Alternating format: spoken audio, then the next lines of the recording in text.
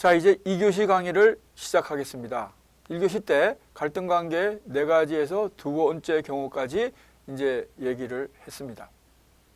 이제 3번째 이제 갈등 관계의 경우는 국제기업의 해외 직접 투자는 막대한 자본이 소요되고 본국에 설치할 수 있는 생산 설비를 해외에 이전함으로써 국내 고용 감소 효과를 유발하고 본국 기업의 기술을 현지에 이전시킨다는 인식으로 인해서 해외 투자 기업과 본국이 갈등 관계에 직면할 수가 있는 것입니다. 또한 어떤 경우에는 비록 본국 정부의 입장에서 볼 때 국제기업의 해외 직접 투자가 국내 경제에 심각한 영향을 미치지 않는다고 판단하더라도 이들 기업이 해고한 생산직 근로자, 노동자업 등 이해 집단의 단체 행동이 발생할 경우에는 정부는 어떠한 조치를 취할 수밖에 없기 때문에 국제기업의 해외 직접 투자에 대한 어느 정도의 통제를 행사하고자 합니다. 자, 이제 4번째 갈등 관계의 경우는 국제기업의 해외 직접 투자는 본국의 자본을 해외에 이전시킴으로 인해서 본국의 국제 수지에 악영향을 줄 수도 있습니다. 즉 부정적인 영향을 미칠 수 있다는 얘기죠. 즉 이들 기업이 해외 자회사와 생산 공장을 설립할 경우에 여기에 막대한 자본이 투입되게 됩니다. 이들 자본의 유출이 본국의 국제 수지에 단기적으로 악영향을 미칠 수는 있습니다. 그러나 대부분의 해외 투자 기업들은 해외 직접 투자를 시장 선점, 시장 확대, 새로운 시장 개척 등 경영 전략의 일환으로 수행하고 있기 때문에 이를 통한 미래의 기업 경영 능력 확대가 장기적인 관점에서는 오히려 본국의 국제 수지에 긍정적인 영향을 미칠 수도 있습니다. 자, 이제 3절 현지국에 미치는 경제적 효과에 대해서 살펴봅니다. 해외 직접 투자를 실행하는 기업이 해외 진출할 경우에 현지국에 미치는 경제적 효과는 현지국 정부의 이들 기업에 대한 태도와 정책, 현지국의 사회문화적인 환경, 국민적 정서, 현지국의 경제 수준 등에 의해서 좌우된다고 할 수 있습니다. 외국 기업의 해외 직접 투자가 현지국에 미치는 경제적인 효과는 4가지 측면으로 살펴볼 수 있겠습니다. 첫 번째는 거시 경제적인 효과, 두 번째는 고용 효과, 세 번째는 산업 조직적인 효과, 그리고 네 번째는 경제 주권 효과입니다.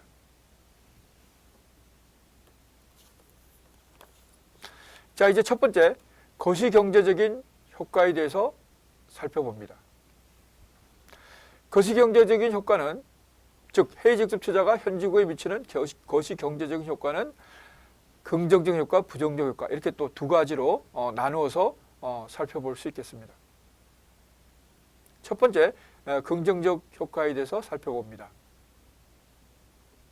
자, 외국 기업이 직접 투자를 통해서 현지국에 진출할 경우에 외국인 기업이 가지고 있는 자본이 결국 현지국에 이전시키게 되죠. 따라서 외국 기업의 진출을 수용하는 현지국의 입장으로서는 이들 외국 투자 기업의 진출로 인해서 자국의 산업 자본 확대와 함께 제품 공급의 증가가 이루어진다고 볼 수 있겠습니다. 그러나 이는 단기적인 경제 효과로 볼 수 있고 장기적으로는 현지국의 자본이 기업 내부 거래에 의해서 해외로 이전된다는 주장도 제기될 수 있습니다.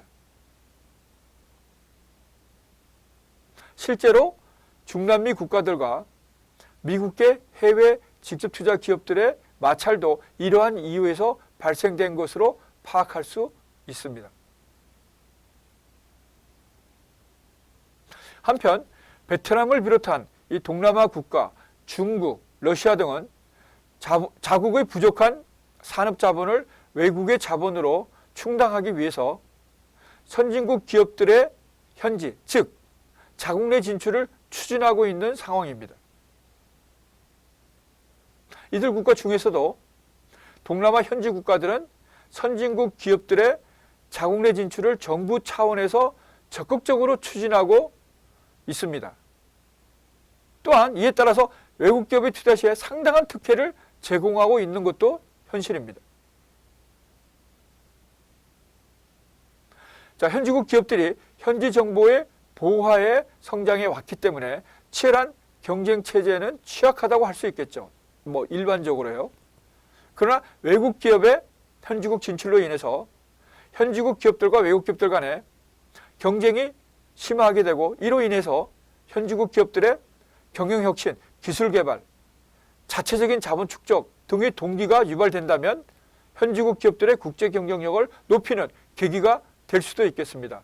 자, 이제 뭐 이런 것이죠. 결국은 자본과 기술이 부족한 상황에서 결국 외국 자본이나 외국 기술을 가지고 있는 기업을 유치하는 것은 어쩌면 필수 불가결한 현실입니다.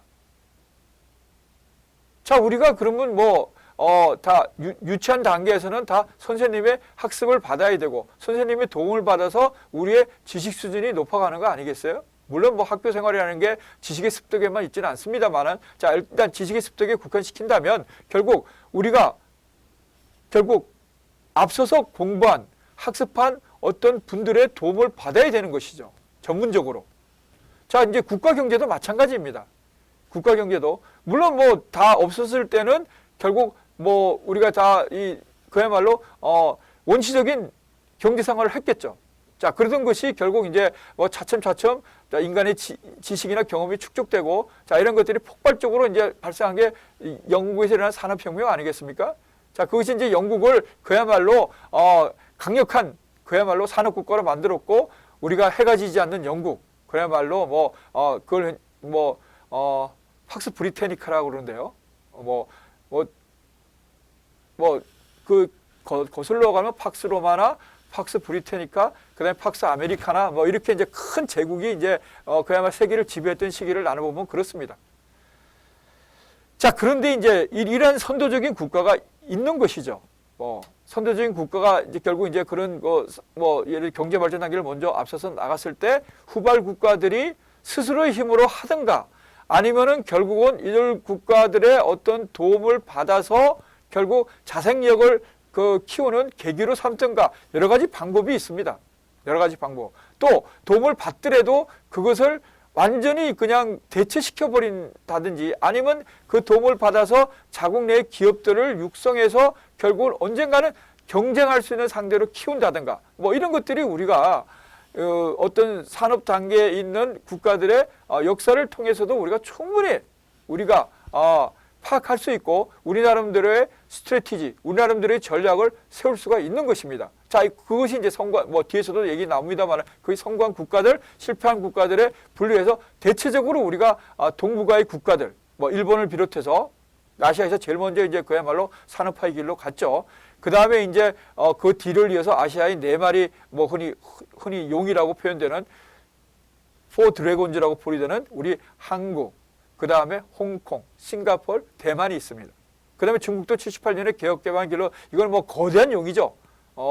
이 중국도 그야말로 잠자는 대륙에서 그야말로 78년에 개혁개방의 길로 들어서면서 오늘날의 그야말로 경제 2위의 세계 대국으로 우뚝 선 그런 것들이 다 결국은 여기에 다 해당되는 것이죠. 자, 그런 기회를 활용해서 성장할 것인가, 도약의 발판으로 삼을 것인가, 그 기회를 맞긴 했지만은 잘못된 정책으로 인해서 결국은 폐쇄의 길로 갈 것인가, 이건 역사가 얘기해 주는 것이죠. 물론 그 선택은 그 해당 국가의 시민이나 국민이 하는 것입니다. 근데 안타까운 일들은, 자, 그런 선택을 해서 계속 그야말로 침체에 들어가고 발전하기는커녕 오히려 쇠퇴하고, 그래서 외국에 손을 벌리게 되고, 즉 빚을 지게 되는 것이죠. 국가라는 것은 과거에 제국지 시대는 침략을 해서 없어지기도 했습니다만은 흡수되기도 하고, 그렇습니다. 지금의 2차 세계대전 이후에 유엔이 설립되고서부터는 그야말로 무력에 의한 침탈은 허용되지 않고 있지 않습니까? 일반적으로. 자, 그렇다면 국가가 없어지는 건 아니죠. 스스로 소멸하기 전에는. 누가 강제로 없앨 수 있는 건 아니죠.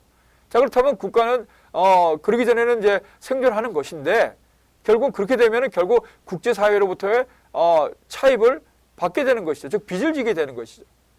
그 빚을 졌다면 그걸 이제 갚아나가면 문제가 없는데, 빚을 갚아나가니 그냥 오히려 더 늘어난다든가 일시적으로 갚았다가 다시 또 그런 길을 밟는다든가 이런 경우가 우리 경험에서 사례에서 많이 찾아볼 수가 있습니다. 자, 그렇다면 그런 거에서 교훈을 얻어야 되겠죠. 뭐 저는 이제 국가 얘기를 주로 기업 얘기를 하고 있습니다만은 개인도 마찬가지죠. 개인도. 이 얘기도 뭐 제가 처음 하는 얘기는 아닐 겁니다. 우리 개인도 마찬가지라고 봐요. 개인도 결국 잠시 어려운 상황에 경제적으로 처할 수는 있겠습니다만 그걸 극복하고 더 앞으로 나아가야 되겠죠. 흔히 그게 이제 단독이라면은 자기 개인의 불행으로 끝나겠지만 더군다나 가족이라는 그 테두리 내에 있을 때는 그건 각자의 역할에서 상당히 이제 그 중요한 영향을 가족 구성원에게 미칠 수 있는 것이죠. 그래서 이런 것들을 정말로 잘 생각해서 결국 이제 우리가 지금 우리가 이 학습하는 이런 것들도 그냥 뭐 남의 사례를 보고 남의 기업, 남의 국가 사례를 보고 그냥 끝날 것이 아니고 항상 자기한테 결국 적용해야 된다는 것이죠. 그래서 우리가 어차피 뭐 사회생활을 하게 되고 경제적인 생활을 하게 될진데 결국은 그것들을 결국 나름대로 자신이 처한 상황에서 효과적으로 효율적으로 잘 하기 위해서 우리가 이런 학습을 자기한테 체화시켜야 된다는 것입니다. 자기한테 적용시켜야 된다는 것입니다. 그래야지 이제 학습에 그야말로 의미가 있지 않겠어요?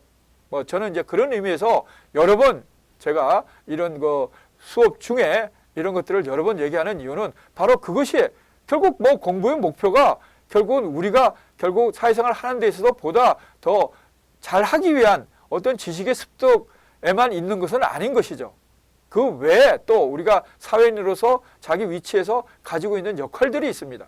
그 역할들을 뭐 책임과 의무와 또 일정 권리도 있겠죠. 이런 거 하에 잘하기 위해서 결국 우리가 총체적으로 이런 것들을 잘 판단해서 습득해야 되고 또 가르치는 사람은 그게 뭐 중고등학교든 대학이든가 여긴 대학이니까 가르치는 자는 교수는 그런 것들을 잘 학생들에게 주지시켜야 한다는 것이죠. 물론 나름대로의 인생관이나 가치나 철학은 있습니다. 그러나 그것들이 다 공통으로 추구하는 바는 결국은 본인의 행복 아니겠어요. 그죠? 본인의 행복이 있지인데 결국 그런 것들이 잘 생활을 잘 할 때 그 행복도 결국 다가갈 수 있다고 보는 것이죠. 자, 다시 이제 교재로 오겠습니다.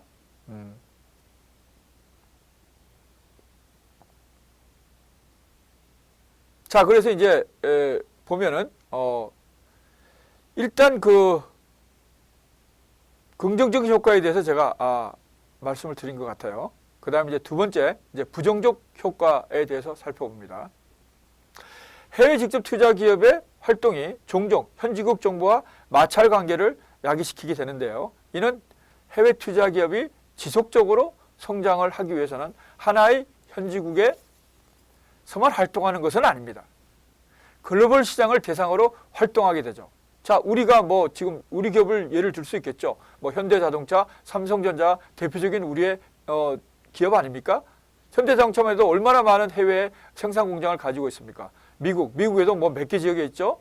그 다음에 뭐 최근에 이제 브라질까지 진출했었고, 러시아, 터키, 인도, 뭐 그 외 또 여러 지역에 유럽 내에서도 여러 지역에 이제 생산 기지를 가지고 삼성전자 역시 마찬가지입니다. 그렇기 때문에 하나의 어떤 국가에만 진출하는 건 아니죠. 그래서 다수의 국가에서 이제 활동하게 됩니다. 그래서 특정 지역에서의 이익만이 아닌 기업 전체적인 이익을 추구하기 때문에 자국 경제만을 중시하는 현지국의 입장에서는 결국 대조적인 관계를 형성할 수 있죠. 또한 외국 기업의 모기업이 현지국이 아닌 본국에 소재하는 관계로 인해서 주요 의사결정이 본국에 위치한 모기업에서 이루어질 경우에는 현지국 정부의 정책이나 국민 경제적 이익을 고려하지 않고 해외 투자 기업의 이익을 추구하는 전략을 수행함으로써 결국 현지국 정부나 국민의 경제 주권이 침해될 가능성이 항상 존재한다는 것입니다. 현지국의 산업 기반이 취약할 경우에는 현지국 기업들은 외국 기업과의 경쟁에서 낙오될 가능성이 커지게 됩니다. 이로 인해서 결국 현지국의 산업이 외국 기업들 때문에 자국의 경제가 종속화되는 현상이 유발되고 예측될 수 있습니다. 예를 들면 아까도 제가 예를 들었습니다만 중남미 국가들의 미국계 기업들에 의한 경제적 종속을 지적할 수 있겠습니다.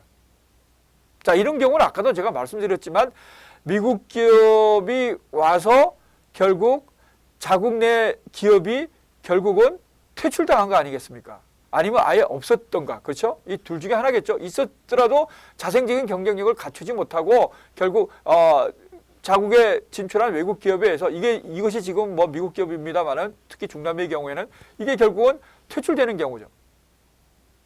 저도 제가 이제 현대자동차에 근무하다가 유학을 갔습니다만 현대자동차도 제가 대학 다닐 시절에는 그야말로 국산차를 못 만들었었죠. 주로 그때는 이제 포드에 그야말로 조립 생산을 했었죠. 뭐 대우자동차도 마찬가지였습니다만은.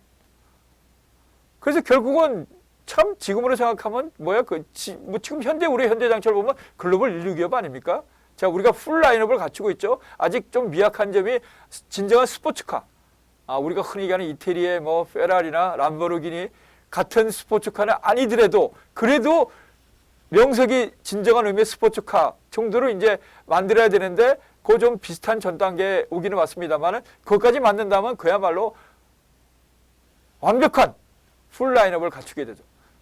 승용차, 상용차, SUV, 스포츠카, 특장차, 뭐 다 이렇게 그야말로 이렇게 다 갖춘 그야말로 진정한 의미의 풀 라인업을 갖춘 승용차가 생산하는 그런 기업이 될 거라고 제가 다니기도 한 회사입니다만은 상상을 못했습니다. 제가 미국 유학 시에 포니2를 제가 85년에 유학 갔는데 86년에 포니2를 미국에 수출하게 됐어요. 물론 저는 뭐 한국 사람으로서 자랑스럽지만 제가 다닌 회사이기 때문에 너무너무 감격스러웠죠. 그러나 초창기에는 항상 그랬듯이 상당히 이제 그야말로 평판이 좋지는 않았습니다. 너무나 싼 차인데 품질도 뭐 형편없는. 그거는 뭐 일본의 도요타가 미국에 진출했을 때도 마찬가지 평판을 받았습니다. 그러니까 지금 어떻습니까? 북미 지역의 차로서 이미 선정된 바 있죠? 2번이나 선정된 바 있습니다. 또 기아차도 현대가 이제 인수해서 현대는 뭐 현대기아차 지금 형제 차가 됐습니다만은 기아차도 역시 나름대로의 경쟁력을 충분히 가지고 있죠. 자, 그래서 뭐 이 또 현대차, 기아차 얘기를 하면 또 그야말로 많은 그 시간이 소요될 텐데, 자, 진도상 제가 다시 교재로 돌아오겠습니다. 아마 제가 다닌 회사이기 때문에 제가 더욱더 애정을 가지고 이렇게 얘기할 수도 있습니다. 이해해 주시기 바랍니다. 자, 그래서 현지국의 산업기반이 취약할 경우에 결국 이제 그야말로 외국 기업이 낙오될 가능성이 커지게 되고 이게 이제 중남미 국가들로 예를 들었었죠. 그래서 이것도 결국은 저희는 이제 그걸 극복하고 그야말로 우뚝 섰기 때문에 자랑스럽게 제가 그 예를 든 것이죠. 근데 그야말로 이제 중남미를 얘기할 때는 대체적으로 그야말로 우리가 자랑스러워하는 물론 이런 제조, 뭐 자동차, 전자, 조선, 뭐 기타 이제 뭐 또 세분에 들어가면 반도체, 디스플레이 뭐 이런 기업들이 우리가 그렇게 세계적인 경쟁을 가진 기업을 찾기는 힘듭니다. 그런 것들이 이제 이제 초기에 산업 정책에 있어서 실패했다는 것이죠. 결과적으로. 그래서 우리가 이제 이런 것들을 타산지석으로 이제 삼아야 되겠죠. 자, 이거는 이제 다시 이제 교재로 옵니다. 현지국 정부의 통제가 없는 무계획적인 외국인 기업의 유치는 현지국의 산업 기반을 약화시켜서 결국 해당국의 경제가 타국의 외국인 기업들에 의해서 지배되는 현실이 야기되는 것입니다. 이게 이제 그 예로서 이제 중남미 지역들을 예를 들었었죠. 자, 국제 수지 측면에서 보면 외국인 기업의 직접 투자로 인한 자본 유입으로 단기적으로는 현지국의 국제 수지가 개선될 수도 있습니다. 그러나 장기적으로는 원리금의 상환 문제라든가 이익 배당과 로열티 등의 상환, 현지 투자 기업에 의한 외국으로부터의 자본재, 중간재, 원자재 수입 증가 등으로 국제 수지는 악화될 가능성도 존재하는 것입니다. 자, 이제 두 번째 고용 효과에 대해서 살펴보겠습니다. 현지국의 입장에서 볼 때 외국 기업이 투자가 들어올 때 자본의 유입 정도와 같이 가장 크게 관심을 가지는 부분은 고용이라고 할 수 있겠죠. 자, 얼마만큼 고용이 늘어날 것인가. 자, 그겁니다. 일반적으로 외국 기업의 국내 진입은 국내 고용 인력의 흡수를 통해서 고용의 증대를 가져오는 것으로 인식되어 있습니다. 그러나 외국인 직접 투자가 현지국에서 어느 정도의 고용 기회를 창출할 것인지를 파악하는 것은 쉽지 않습니다. 왜냐하면 뭐 뒤에도 설명이 있겠습니다만 그건 현지 진출 기업의 생산물 제조에 있어서 어느 정도의 기술 수준을 활용할 것인가. 예를 들면 뭐 진출하는데 이건 좀 극단적인 경우입니다만은 자동화가 다 이루어진다면 실제 뭐 소수의 관리하는 인력만 필요하지 대규모 고용이 일어날 수가 없겠죠. 그런 경우에는. 자, 이거는 뭐 제가 좀 이제 극단적인 예를 들었습니다만 이제 그렇지 않더라도 이제 그 진출 기업이 현지에서 어느 정도의 기술 수준을 가지고 경영에 임할 것인가, 즉 생산에 임할 것인가, 여기에 이제 달려 있다는 얘기입니다. 자, 우리가 이제 뭐 이 자료에 보면 그림 16-1이 있죠. 자, 그걸 이제 여러분들은 보세요. 거기서 알 수 있듯이 현지국은 외국 자본의 진출로 인해서 직간접의 고용 창출 효과를 기대할 수 있습니다. 그러나 이는 대체 관계에 있는 현지 산업의 고용 기회를 감소시키고 현지의 노동 집약적 생산 양식을 자본 집약적 생산 양식으로 전환시킴으로써 일자리 수 자체를 감소시키는 부정적 효과도 조금 전에 설명했듯이 동시에 발생할 수 있습니다. 자, 그러면 그림 16-1을 보시면 해외 직접 투자의 현지 고용 효과를 이제 뭐 간략하게 이제 분류해 놨습니다. 고용 창출 효과도 있지만 고용 감소 효과도 있죠. 자, 고용 창출 효과는 두 가지로 있습니다. 직접적인, 간접적인. 그러니까 우리가 이걸 뭐 직간접적으로 이렇게 발생시킨다고 하죠. 자, 그러면 간접적인 것도 거시경제적인 거냐, 전후방 고용 창출 효과냐, 뭐 이런 겁니다. 고용 감소 효과는 시장 퇴출적 고용 감소 효과냐, 산업 대체적 고용 감소 효과. 이렇게 또 두 가지로 나눠볼 수 있겠습니다. 자, 그림 16-1은 해외 직접 투자의 현지 고용 효과를 한번 분류해 봤습니다. 자, 이제 고용 창출 효과에 대해서 한번 살펴봅니다.